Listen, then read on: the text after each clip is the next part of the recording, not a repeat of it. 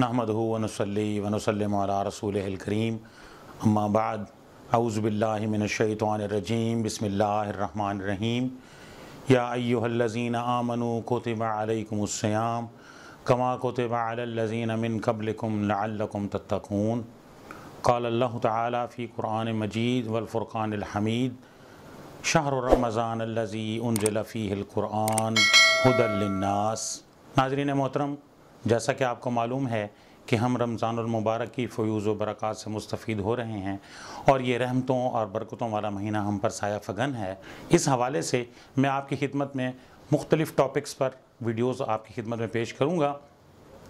इस सिलसिले में फ़ज़ीलत रमज़ान की वीडियो आपने मुलाहज़ा फ़रमाई। आपके फ़ीडबैक का मुझे बहुत ज़्यादा इंतज़ार है कि आपको हमारी वीडियोज़ कैसी लग रही हैं।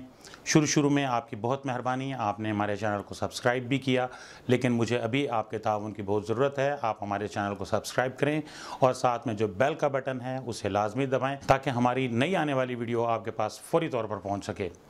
नाज़रीन मोहतरम, रमज़ानुल मुबारक वो महीना है जिसे शहर मुवासात कहा गया कि ये गमख्वारी का महीना है, ये हमदर्दी का महीना है।